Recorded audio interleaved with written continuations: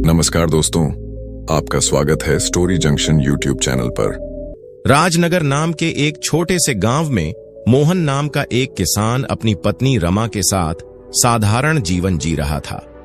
शादी के 2 साल बाद जब रमा गर्भवती हुई तो दोनों की खुशियों का कोई ठिकाना नहीं रहा। मोहन रोज रमा का खास ख्याल रखता, सपने बुनता और अपने आने वाले बच्चे की कल्पना करता। लेकिन नियति को कुछ और ही मंजूर था। वो खुशी का दिन जब मोहन का बेटा जन्मा दुखों का पहाड़ लेकर आया। रमा ने एक सुंदर स्वस्थ बेटे को जन्म तो दिया, लेकिन खुद इस दुनिया को अलविदा कह गई। मोहन टूट गया। उसकी दुनिया जैसे एक झटके में वीरान हो गई थी। उस बच्चे का नाम राधे श्याम रखा गया, जिसे गांव वाले प्यार से राधे कहने लगे। लेकिन मोहन के दिल में उसके लिए प्यार नहीं, बल्कि एक टीस थी। उसे लगता था कि राधे ही उसकी पत्नी की मौत की वजह है।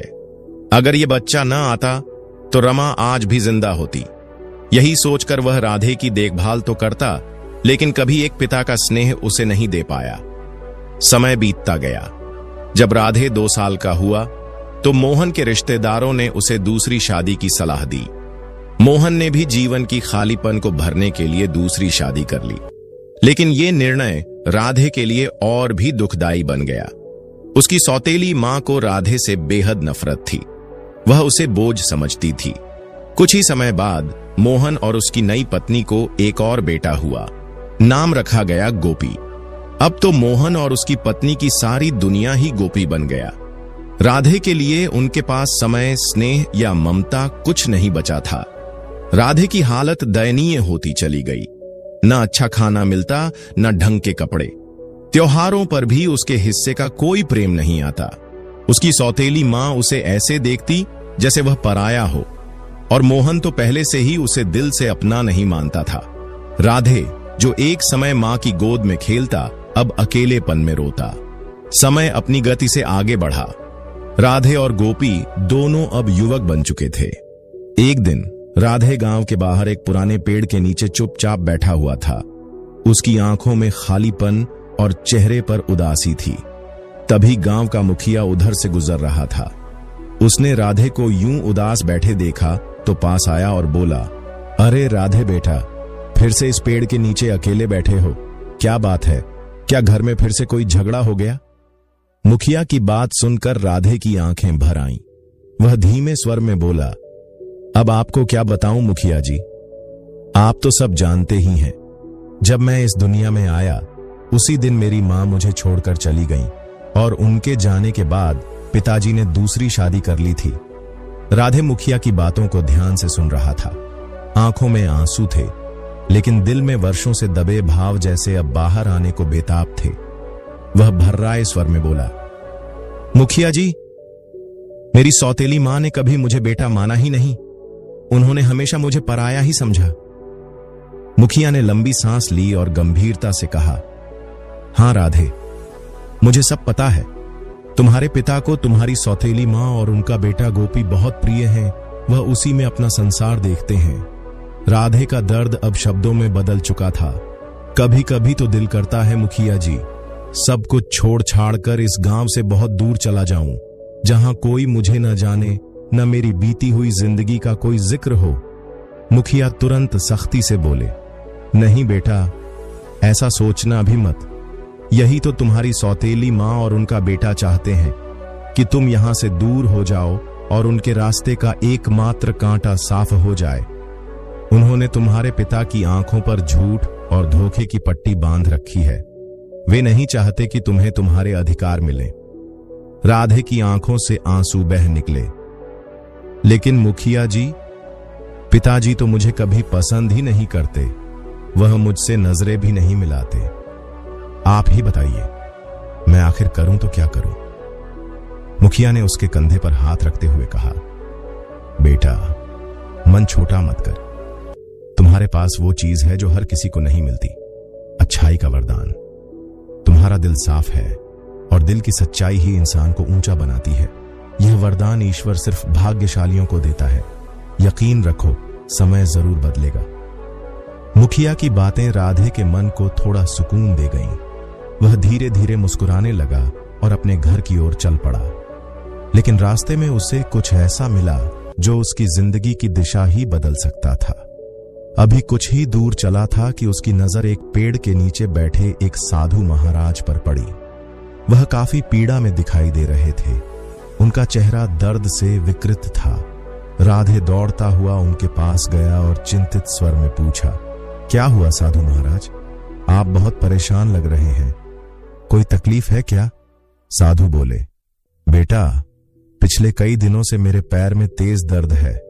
ऊपर से बहुत प्यास भी लगी है, लेकिन पास में कोई पानी नहीं और तालाब काफी दूर है। राधे ने तुरंत कहा, आप चिंता मत कीजिए महाराज, मैं अभी आपके लिए पानी लेकर आता हूं। राधे दौड़ता हुआ गया और एक मटके में पानी भरकर लाया। उसने साधु को पानी पिलाया, फिर विनम्रता पूर्वक बोला, अगर आप चाहें तो मैं आपको सहारा देकर आपकी कुटिया तक छोड़ देता हूं। साधु की आंखों में कृतज्ञता थी। बेटा, कई घंटों से मैं वहां बैठा था, न जाने कितने लोग गुजरे, पर किसी ने मेरी ओर देखा तक नहीं। तुम पहले व्यक्ति हो जिसने मेरी पीड़ा को समझा, मुझे पानी पिलाया और मेरी मदद की। भगवान तुम्हारा भला करेगा, तुम्हारा समय जरूर बदलेगा। राधे साधु को उनकी कुटिया तक पहुंचाकर बोला, अब मुझे आज्ञा दें महाराज, मैं अपने घर लौटता हूं।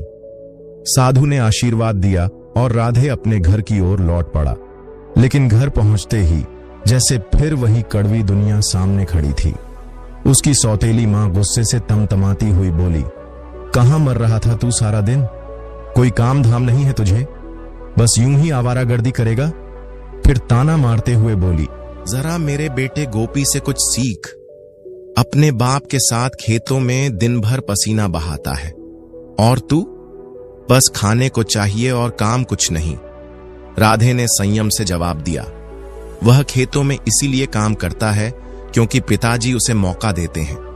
लेकिन जब मैं खेतों की तरफ जाता हूं तो पिताजी मुझसे ऐसे मुंह फेर लेते हैं जैसे मैं कुछ गलत कर रहा हूं। शायद उन्हें लगता है कि मैं मेहनत के लायक ही नहीं हूं। उसकी सौतेली मां व्यंग्य से बोली, हां, और वो क्यों ना सोचें, जिस दिन तू पैदा हुआ उसी दिन तेरी मां मर गई। उन्होंने तुझे कभी मन से अपनाया ही नहीं। जब भी तुझे देखते हैं उन्हें वही दुख भरा दिन याद आता है। तुझ में उन्हें अपनी रमा की मौत नजर आती है। राधे अब और सहन नहीं कर पाया। उसकी आंखें जलने लगीं। वो चीख पड़ा, बस करो मां, और कुछ मत कहो, मैं अब और नहीं सुन सकता।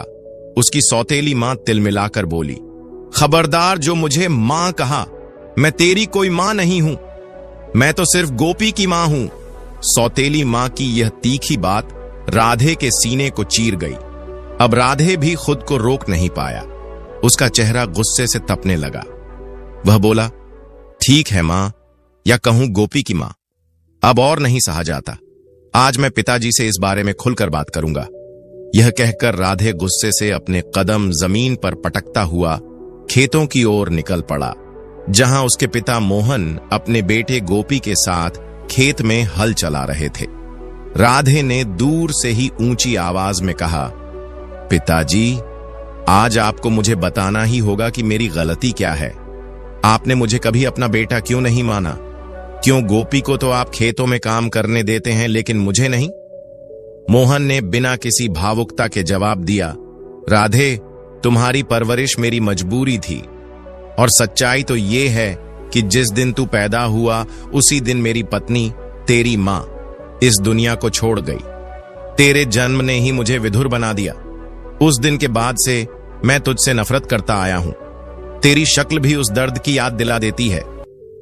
पिता के मुंह से निकली इन बेरहम बातों ने राधे के दिल को तार तार कर दिया। तभी दूर से एक साधु की आवाज सुनाई दी। वही साधु जिसकी कुछ समय पहले राधे ने सेवा की थी, अब वहां आ पहुंचे। साधु ने मोहन की ओर देखा और बोले, मोहन, जिसे तुम मनहूस समझ रहे हो, वह तो बड़ा ही भाग्यशाली है। मोहन ने व्यंग्य से हंसते हुए कहा, भाग्यशाली? ये साधु बाबा, क्या आप मजाक कर रहे हैं? साधु गंभीर होकर बोले, नहीं, मैं समय से पहले कुछ नहीं कहता, लेकिन याद रखो, यह वही बालक है जो कल को तुम्हारा और पूरे गांव का गौरव बनेगा। पास खड़ा गोपी यह सब सुनकर हंस पड़ा और बोला, बाबा, आप शायद किसी और को देख रहे हैं।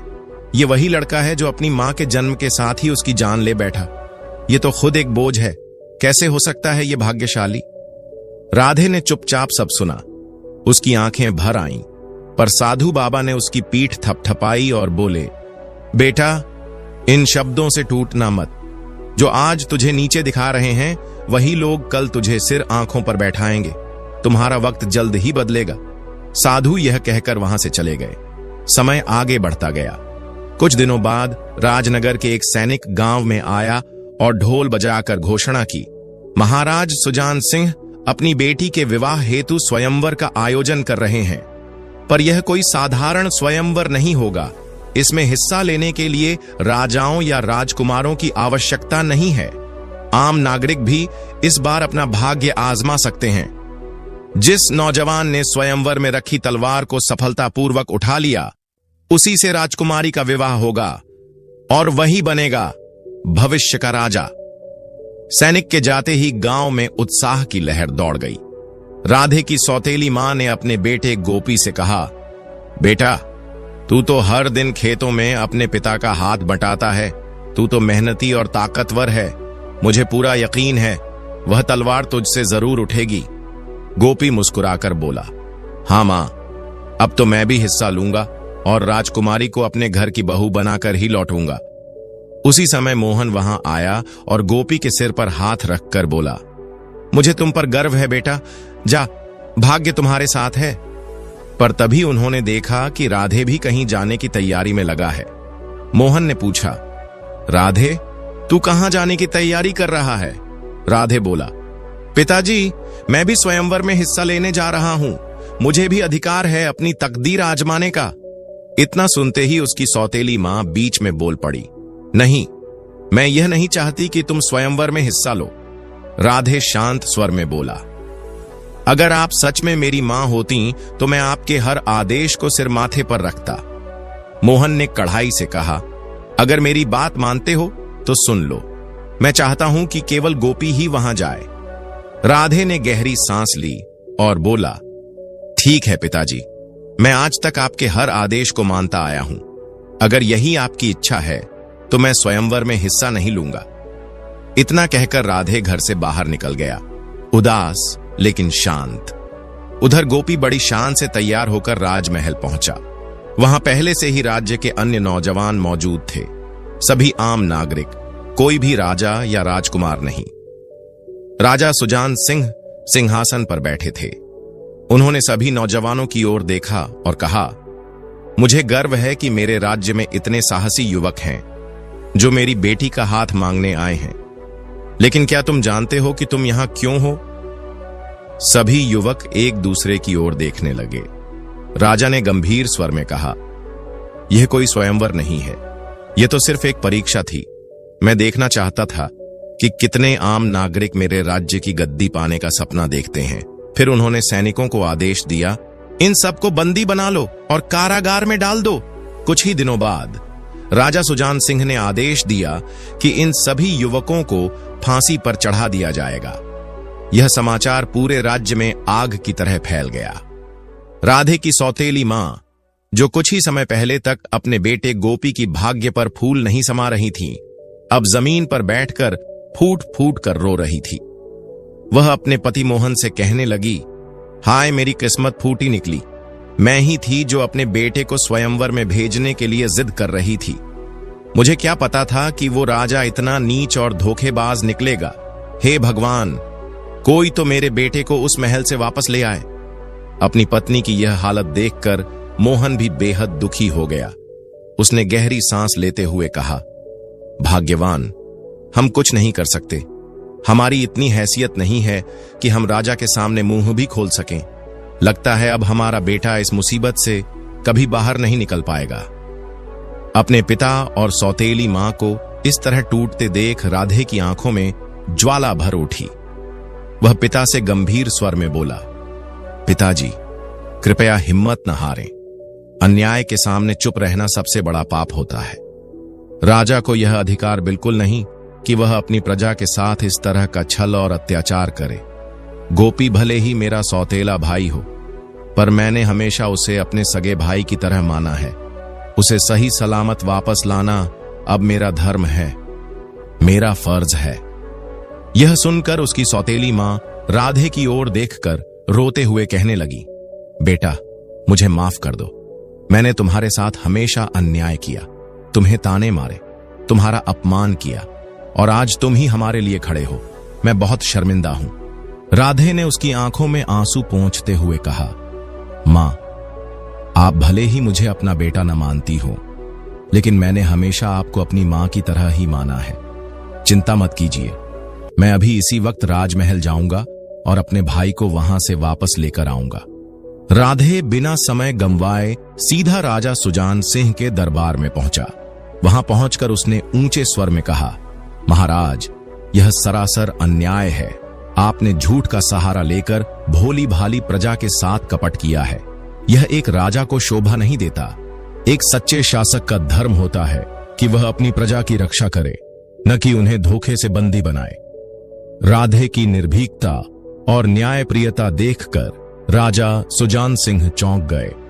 उन्होंने गंभीर स्वर में कहा, युवक, जिन लोगों को मैंने बंदी बनाया है वे सभी मेरी राजगद्दी के लालच में या मेरी पुत्री से विवाह की इच्छा लेकर यहां आए थे।